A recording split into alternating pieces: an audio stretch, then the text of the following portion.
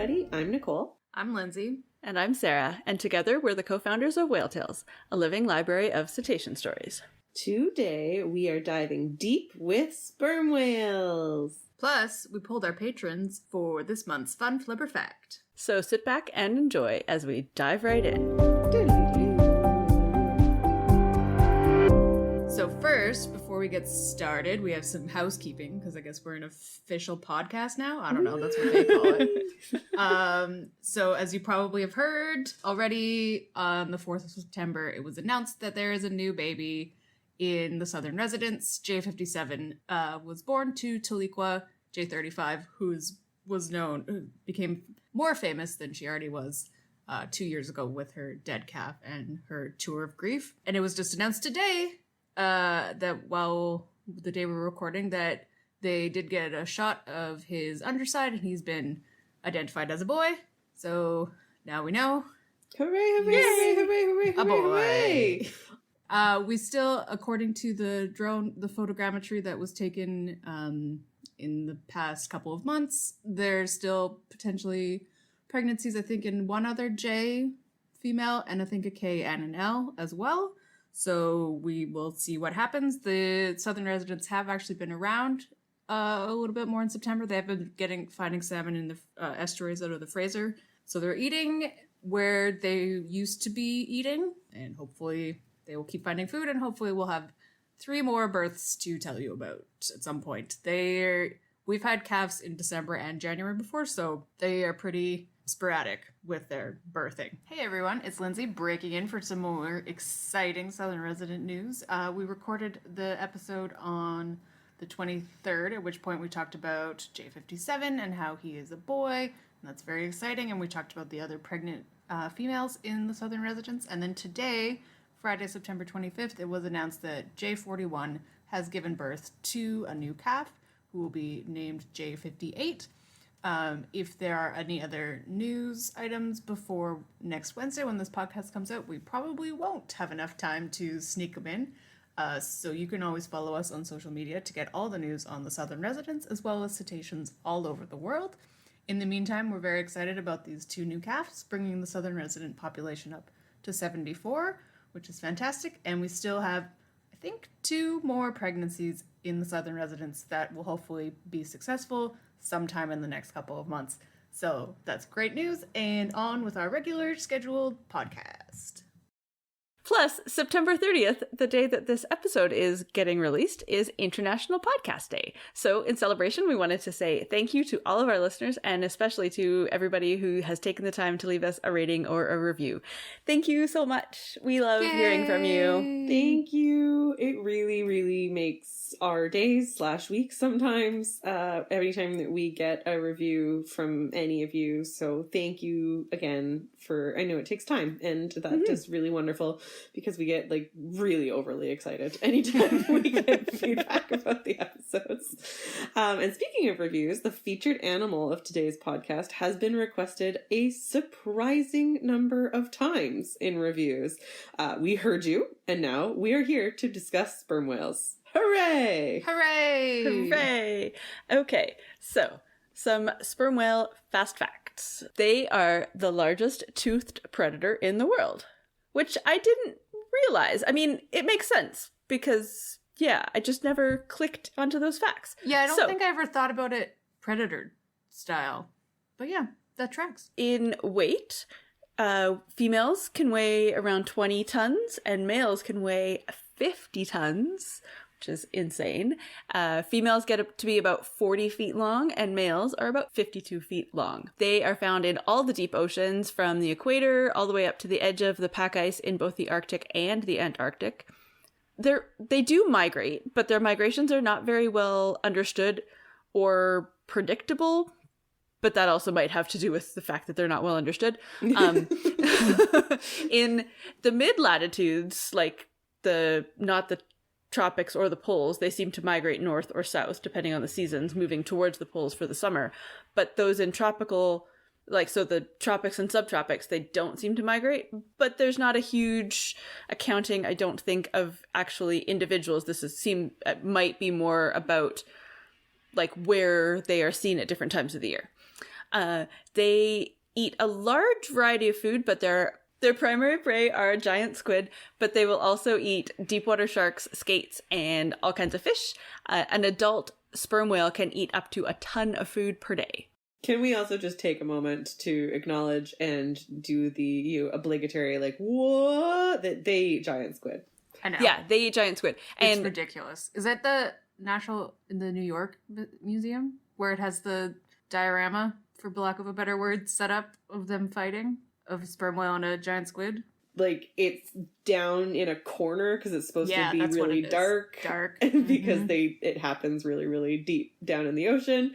And the way that the giant squid tries to, like, evade predation is that it, like, latches on to the sperm whale's head. It's so epic. And they've seen scars. Yeah, so they see, the reason they figured this out initially was they saw sperm whale with, like, these giant, like, sucker marks on them that are, like, the size of dinner plates or bigger.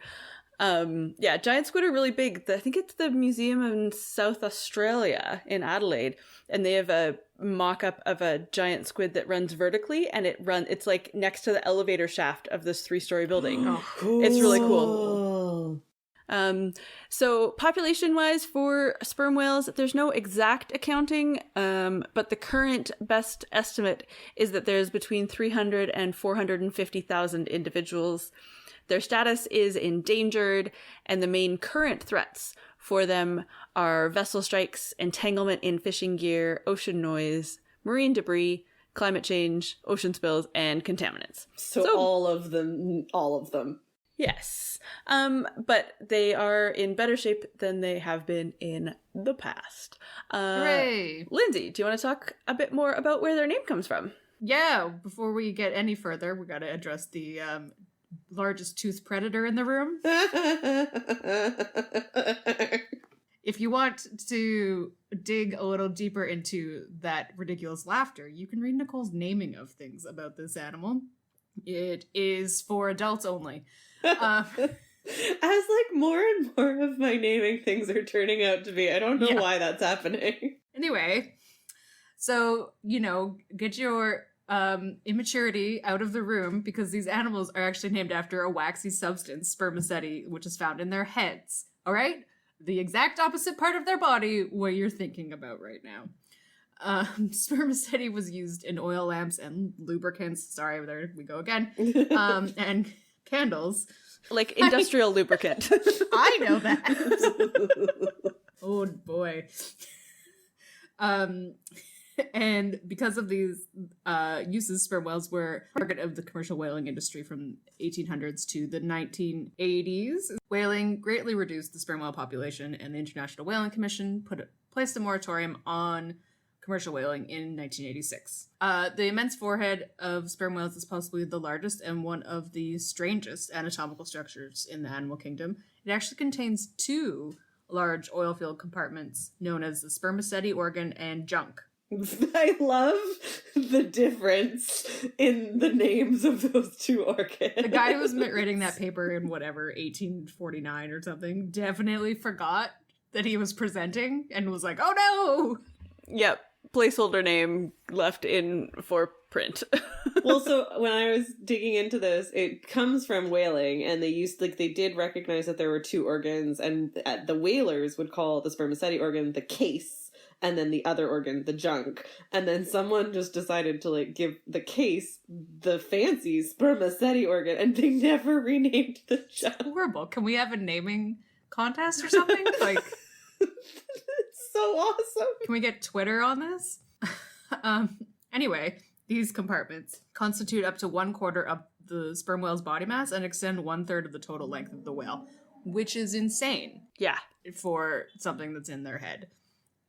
Recognized as playing an important part of their echolocation, previous studies have also attributed the complex structure configuration of the spermaceti organ and junk to acoustic sexual selection, acoustic prey, debilitation, buoyancy control, and aggressive ramming. So, obviously important, because it's so big, and it wouldn't be so big if it wasn't important. That's how animal bodies work.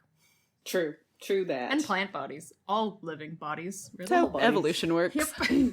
And you can see a picture of what those two organs look like, and kind of like a cross-section, basically, diagram of the whole head structure of a sperm whale. I'm sure we'll put it on our socials, and we've got a link in the show notes, because it is bananas. It's, you don't think about it when you look at a sperm whale. You know, if you see a picture of a sperm whale, especially an underwater picture, that the whole first third, sometimes even more than that, of their body is head, and their brain doesn't come until their skull, which is behind all of these organs. So if you were to like look at the body of a sperm whale and think about where their brain is, it's like in the middle of their body. It's so weird. And just like seeing everything that's going on in like effectively their melon, if you were to think about it more commonly, how you see it on other toothed whales, especially on a beluga, that spermaceti organ and the junk and everything else going on, including how they get air to their blowhole, which is all the way at the top of their, like, top in terms of like the front, top and front end. I don't know how to describe that, but like the top corner of their head is where their blowhole is. So that's not even like closer to their brain or closer to their lungs, all the way at the front of their body. It's pretty cool. And so while some of the main uses of these organs around echolocation, sexual selection, really just like the bigger the better, I guess, is probably what the cases are usually made for sexual selection elements of the large head. Those are pretty self-explanatory. But the buoyancy control one blew my mind. So the organs, the junk and the spermaceti organ, are filled with oil, as we talked about, in terms of why the whalers were targeting them. But the amount of oil in these organs is crazy. It's 3 to 4 tons. So when we're talking about how heavy they are, 3 to 4 tons of their total weight are just coming from oil in these two organs. That's insane. Right? And the unique lipid composition of the spermaceti oil is at the normal resting body temperature of the whale, about 37 degrees Celsius. It's liquid. But if they lower their temperature, like their body temperature, just a couple of degrees, that oil turns into solid. So during a dive, when we'll talk about diving in a second, because that's another thing sperm whales are so famous for, but during a dive, the whale cools the spermaceti oil by inhaling seawater.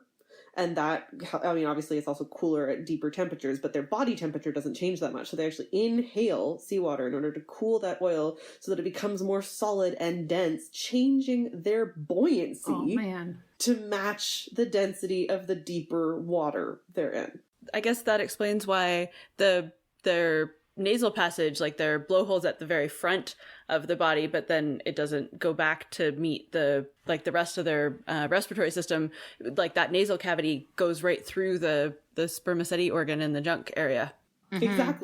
Exactly. And then as they're going up from a dive, they circulate extra blood to warm up the frozen or solid spermaceti oil so that it melts, decreasing their density so that it matches that density of the surface of the water.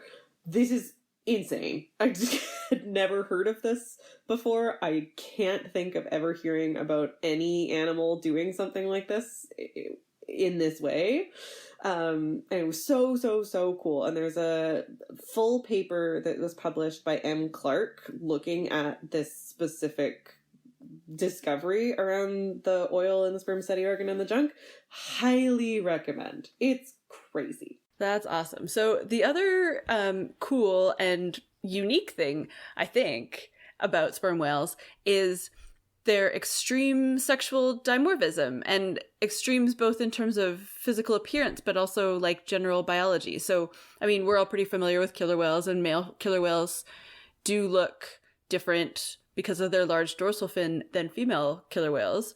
Male sperm whales at their full size are at least twice the size of a female sperm whale, which is crazy.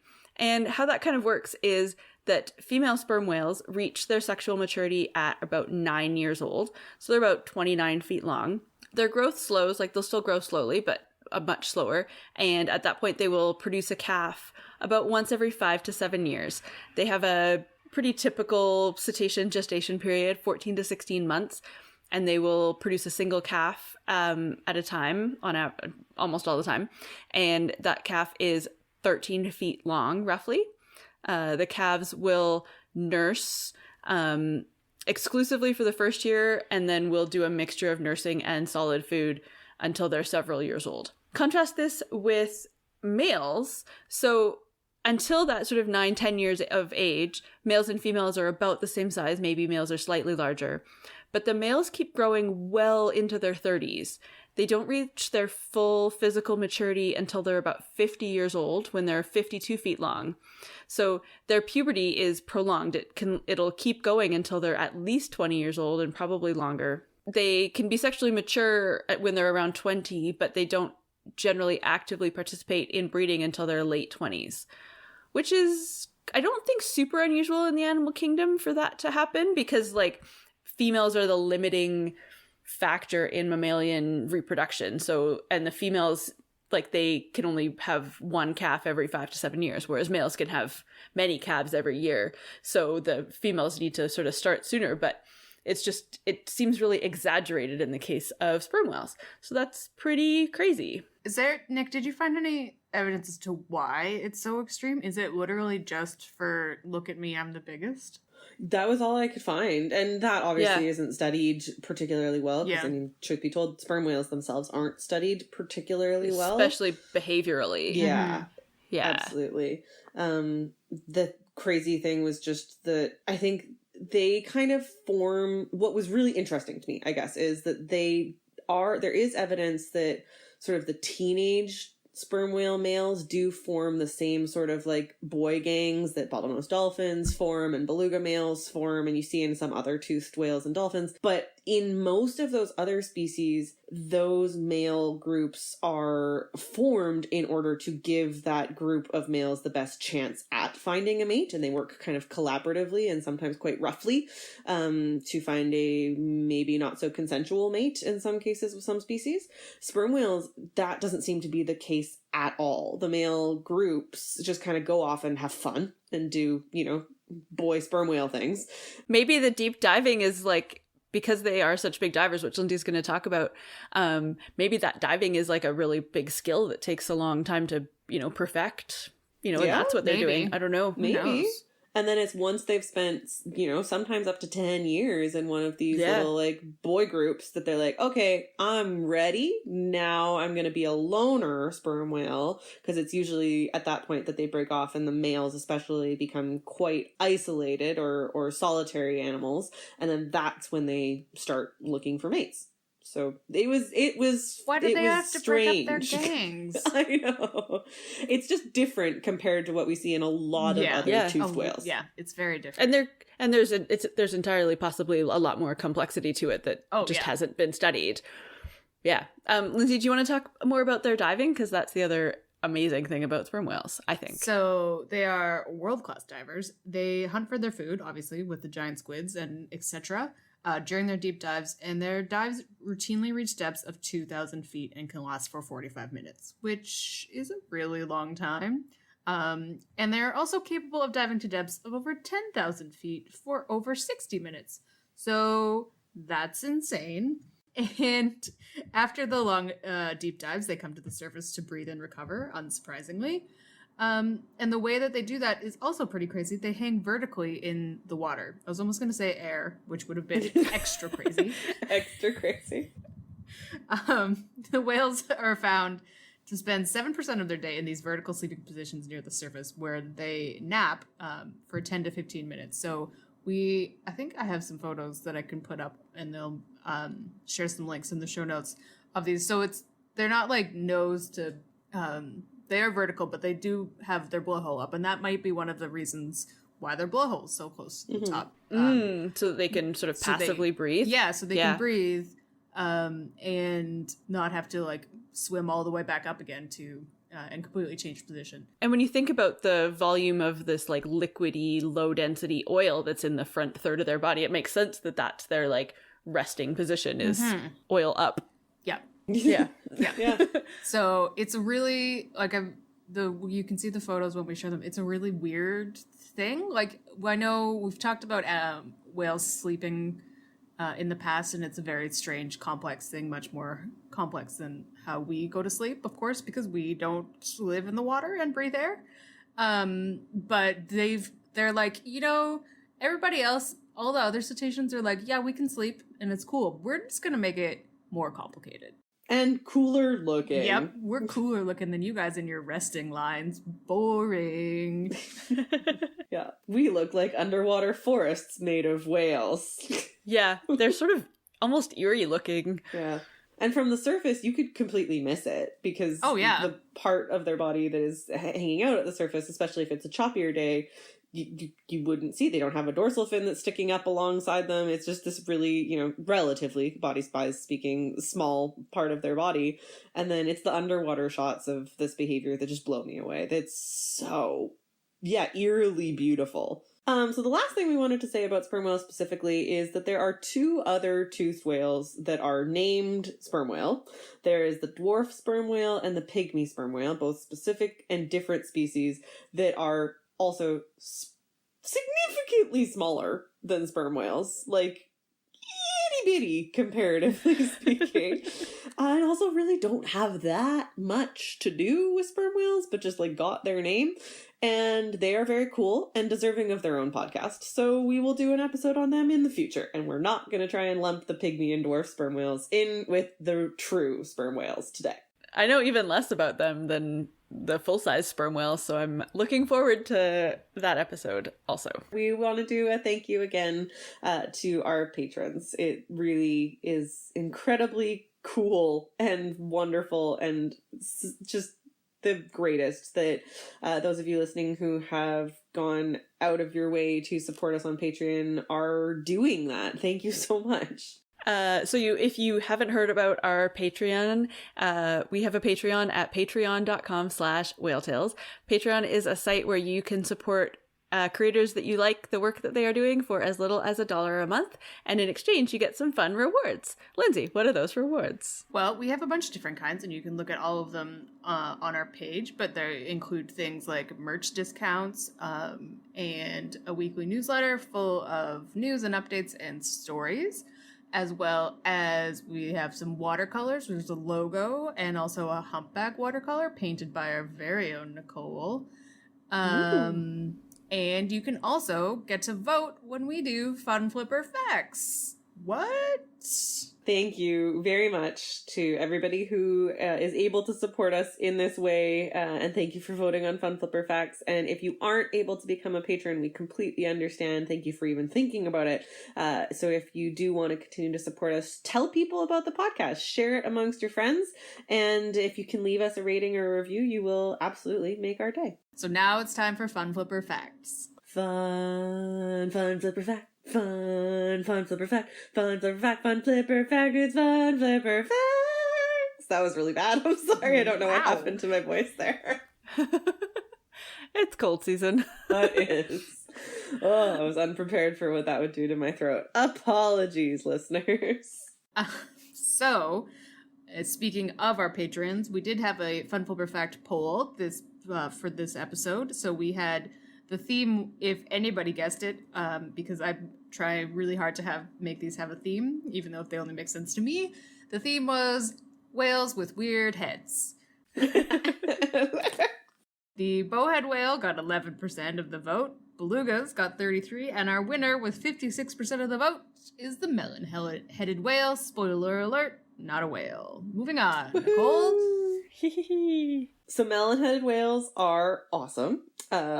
Melon-headed whales are one of the smaller blackfish, and blackfish are all of the toothed whales that are called whale but are actually dolphin, but because all dolphins are toothed whales, it's just a whole big old mess. But these are things like killer whale is the most famous of the blackfish, and false killer whale, which has probably the worst name of all of them. And then there's things like the melon-headed whale. So one of the ways that you tell melon-headed whales apart from some of the other less distinct blackfish, because killer whale is pretty easy to identify, a lot of the rest of the blackfish, they look very similar. So melon-headed whales are most easily identified by their fins. So their flippers on the sides of their body, which, yes, I understand you're maybe not going to get the greatest look at if you're to see them off the side of a vessel. I can't do anything about that. I'm sorry. But it is the fins that are primarily used to distinguish the melon-headed whale from the pygmy killer whale from the false killer whale. And also the long fin and short fin pilot whales. Whee! They're all dolphins, but they're toothed whales. It's the whole thing. So melon-headed whales, their fins look very shark-like. They are round, like concave instead of conclave. Those words just came back to me right this minute, and my grade 11 math teacher, Monsieur Lafrance, would be so proud of me. They are more concave. Oh yeah, they're very like sickle shaped almost. Yes, thank you, Sarah. And they can be up to 1/5 of the length of their body. So actually, one of the other things that sort of is common about all blackfish is they have really long flippers. Killer whales are also very wide, but all of the other blackfish, they're very, very long. And in the melon-headed whale's case, they can be up to 1/5 of their body length. And then they have a very sharp tip. They're not rounded in any way. It looks very pointy. So that's the melon-headed whale in terms of separating them from the rest of the blackfish pack. As for the thing that I have chosen to focus on for Fun Flipper Fact today, because hopefully one day we'll actually just do an episode about blackfish, and we can talk a little bit more about the melon-headed whale and all of the rest of them. I am going to talk about their heads and the name in particular, melon-headed whale, because it is no surprise that they got that name for the shape of their head, but not, as some of you may be thinking, listeners, because their head looks like a melon. That is not true. It actually looks very much not like a melon. Instead, the melon of the melon-headed whale name, si tu sais en français, c'est melon, which is a hat. A kind of a hat. In particular, it is a colloquial French word for a derby hat. Think of sort of like the page boy style hats. If you watch any, I'm trying to think of an example now other than Newsies, because I knew you two would just laugh at me if I used Newsies as the example. There's a show that's been pretty popular in the last couple of years called Peaky Blinders. This would be another good example of the page boy hat. Their head kind of looks like that. And apparently, although, I never knew this before I started researching the name of melon-headed whale, and I have spoken French for most of my life, apparently the French word for that kind of a hat is a melon, and so that is why the melon-headed whale is actually the melon-headed whale in French. I guess. Silly French. Weird world we live in with the names of animals. I also wanted to touch on their scientific name, which in 1966, so pretty recently, is when this species was described and given a scientific name. Oh, pronunciation is hard. Peponocephala. Peponocephala. Ooh, that sounds fun when you say it fast. Peponocephala, which comes from the Greek pepois, meaning melon. Again, melon. So not the French here. Meaning melon, because they didn't do their research. And cephal, meaning head. So really, Peponocephala is melon head. But this time, for an actual melon, even though that's not what their head looks like. And that's your Fun Flipper fact about melon-headed whales. They don't have melons for heads. Take home message. And next up, Lindsay is going to share with you a sperm whale tale from our Whale Tales archive. Yeah, so in March, the end of March 2018, we actually had a very rare encounter with a sperm whale in the Salish Sea, just off of Stewart Island. And we have 2 stories on our website about the sperm whale, whose name is Yakusum, which I remembered there's a reason as to why we gave him that name. In 2018 made perfect sense. Now can't remember. 2018 was like 100 years ago. So we have 2 different stories, one from Gary, one of our regular storytellers, and one from Skylar. and they both have some great photos and videos, and basically all the whale watching boats ended up getting the call that the sperm whale was around. They all went over in accordance to the guidelines, but they all dropped their hydrophones and they all got to listen to him echolocate for 20 to 30 minutes while he was diving, which is so cool. And then in pure sperm whale fashion, he just sat at the surface for 10 minutes and they just got to watch him, and then he fluked. And then Gary went and saw the southern residents. So it was a pretty crappy day for Gary.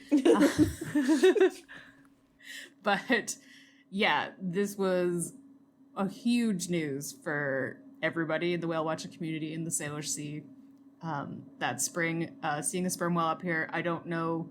I know that they are seen further off. We have a story from Jackie when she was out, way out off the shelf, and she had a bunch of sperm whales encounters, but no, they're never this close to us. But Gary's story did say that he was in 1,000 feet of water, but so he was obviously out there and then came back in later.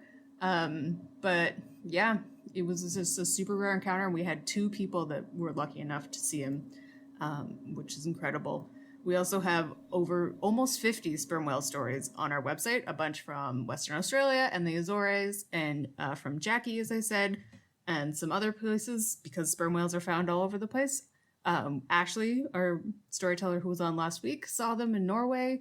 Yeah, sperm whales are cool, but just like the beaked whales, I think we've told this encounter, the deep dive stories, you see them, and then they dive for a real long time. Mm-hmm. And sometimes that's a really boring kind of whale watching. It's very exciting to see these animals. Short-term exciting. Yes. So that's those stories. And now we're going to talk a little bit about some quick calls to action. I do have a quick one before we get into our main one, and that is about voting.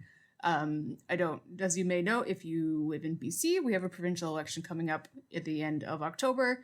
If you are feeling wary about voting in person, you can request a mail-in ballot. I did it this morning. It took me 2 minutes. So we will link to that in the show notes. If you are in the States, you may know that there's an election. As I saw it today, there's an election happening now. It's not coming up. It's over in the beginning of November. So please do that. I'm going to link to Hank Green's How to Vote in Every State YouTube, because I know nothing about how to vote in America, obviously, because I can't. But if you are there, please do. And also, if you can vote in wherever you live, whenever it's time, please do. Yay, voting. I love voting. We all joke about how 2020 is a dumpster fire, and I'm never going to say that it's not.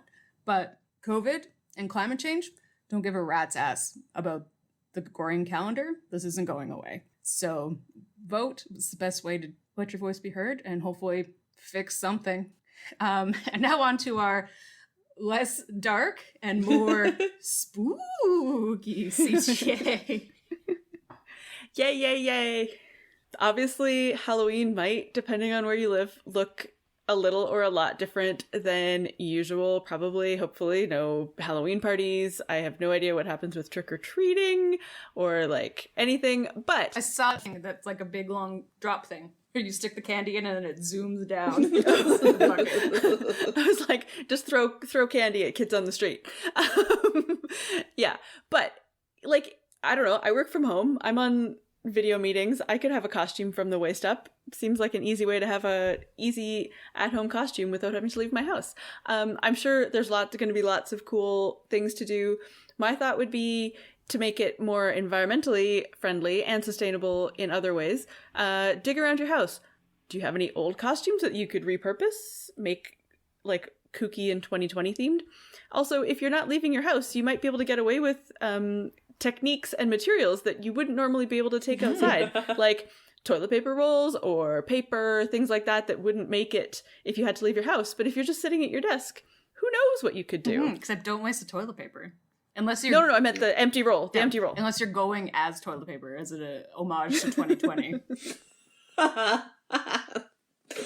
Oh, yeah. Or like toilet paper rolls, paper mache made out of the flour that was really hard to get. Mm-hmm. Remember when that was a Yep. thing? Yeah. Mhm. Who knows? Yeah, so like look around what you've got in your house. Might be a good excuse to repurpose something for fun before you get it out of your house permanently. Yeah, just try not to buy something new just for the sake of Halloween. See how you can express your creativity through reusing and recycling. And if you happen to live with other people, be they roommates or partners, an idea that my husband and I have had, which I'm not sure that he is willing to follow through on, but if he does, I'll see if he's also willing to share a picture with the internet, is swap clothes and go as each other. Because that cute. requires absolutely no shopping except going through your partner or roommate's closets, which could be a lot of fun. And then you can do fun impersonations, and that's fun for days. Mm-hmm. I also just saw a photo of like a 5-year-old boy dressed as Bonnie Henry, so it's Yes. adorable, and also just his mom's business clothes. So So cute. If you have found some things in your home to use to make your Halloween costume, we would love to see the images. And especially if you are putting together an ocean themed or even, a whale themed costume, I'm going to see what I can get going on in that area. Tag us on social media and try and use the hashtag HomeFoundHalloween because we'd love to see what you found in your home to create your own Halloween costume. Yay. Overall, we just love hearing from you. And of course, we would love to hear your thoughts on this or any episode. So please do visit our website, whale-tales.org, and find links to our various social handles so that you can drop us a line. you can also tweet at us directly. I am FHG07. Sarah is Sarah K. Given, no H. And Nicole is Nick F. Cann, CANN. You can also head to our website to subscribe to our podcast, check out our merchandise, and learn about supporting us and becoming a patron. While you're there, you can read over 900 whale, dolphin, and porpoise stories. The 900th story got posted today. It's very We're exciting. actually at 903. Ooh, because my I goodness. had people sending in stories as I was putting them up today. It's crazy time over here. And of course, if you have seen a cetacean, we, in particular Lindsay, wants your story. All of us want your story, and we'd love to add it to our library. Click the share link on our site or contact us on social media at whale-tales.org or email us a voice memo and we could feature your voice memo in a future episode of the podcast. We want to hear all about your incredible encounter. That is whale-tales.org. Tales like the stories, not tales like the animals. Thank you again for listening and for supporting us. We will be back on the last Wednesday of next month with more fun facts and whale trivia. Thank you so much, everybody. And of course, have a whaley great day.